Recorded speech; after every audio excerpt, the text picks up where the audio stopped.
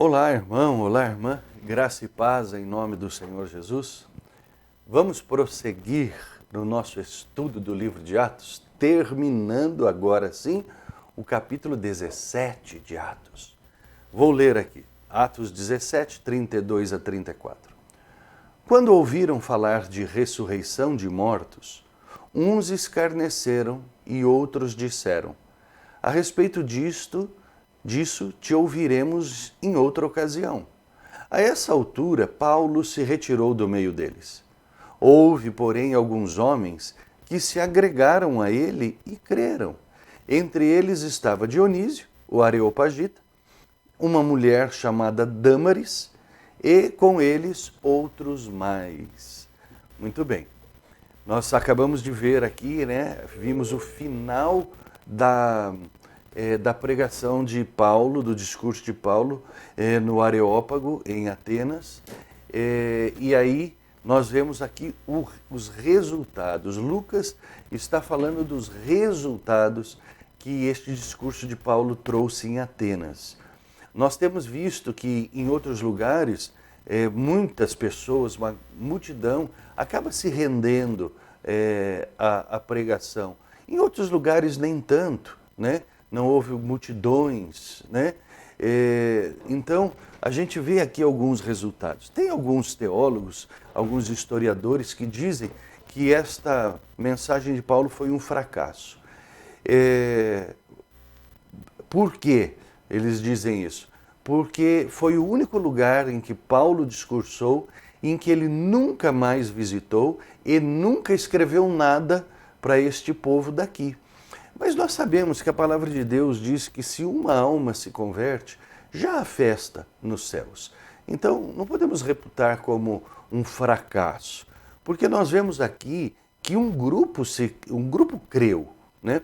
O que acontece é que Paulo aqui não ficou uma igreja estabelecida como acontece em outros lugares. Mas aqui o Lucas e o texto sagrado, ele destaca duas pessoas, Dionísio, né, o Areopagita, e Dâmaris. Quem são essas pessoas?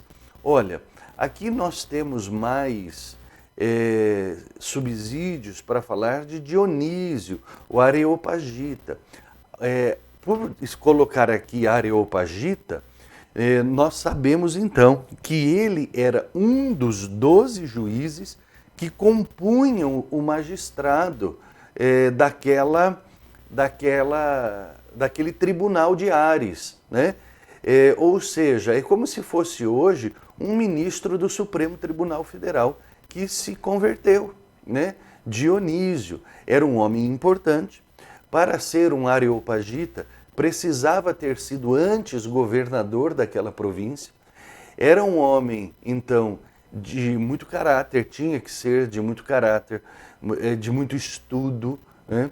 E aí então nós vemos que Dionísio, ele se entrega à fé cristã. Nós vemos aqui então que o texto está falando exatamente isso, de que a mensagem do Evangelho, ela é para todas as classes sociais, para todo tipo de cultura, para todo tipo de pessoas, né? E, mais uma vez, Lucas cita uma mulher, Dâmaris, se convertendo. Quem é Dâmaris? Não sabemos, pelo texto sagrado, não sabemos. Qualquer coisa que se fale é mera especulação.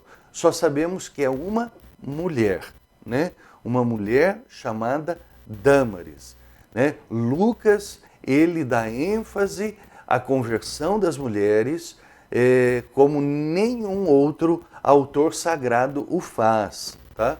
E isso é importante porque nós precisamos lembrar que o texto sagrado, ele é inspirado pelo Espírito Santo. Então, o Espírito Santo inspira Lucas para dar esta ênfase, tá, das mulheres na igreja, do ministério de mulheres na igreja, né?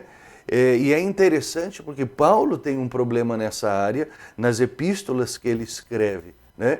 E Lucas, que foi o seu companheiro de viagem, que ele vai como um historiador, né? Ele dá muita ênfase a isso. Alguns historiadores dizem que Dâmaris poderia ser a esposa de Dionísio. Outros colocam que Dâmaris poderia ser uma cortesã, né, que ali estava no meio. Outros colocam Dâmaris como uma aristocrata da época, ou seja, uma empresária de muitas posses. Na época, não sabemos. Só sabemos uma coisa: Dâmaris se tornou nossa irmã na fé. Então aqui chega o fim aqui em Atenas e Paulo agora parte para Corinto e vai prosseguir a sua segunda viagem missionária. E vamos prosseguir junto com Paulo nesta viagem missionária então. Terminamos aqui então o capítulo 17, estamos rumando aí para mais os últimos 10 capítulos, porque sabemos que Atos tem 28 capítulos e nós vamos então partindo para os 10 últimos capítulos do livro de Atos. Amém, meus irmãos? Amanhã nós voltamos aqui, né? Quando Paulo chega em Corinto. Que Deus te abençoe e até amanhã.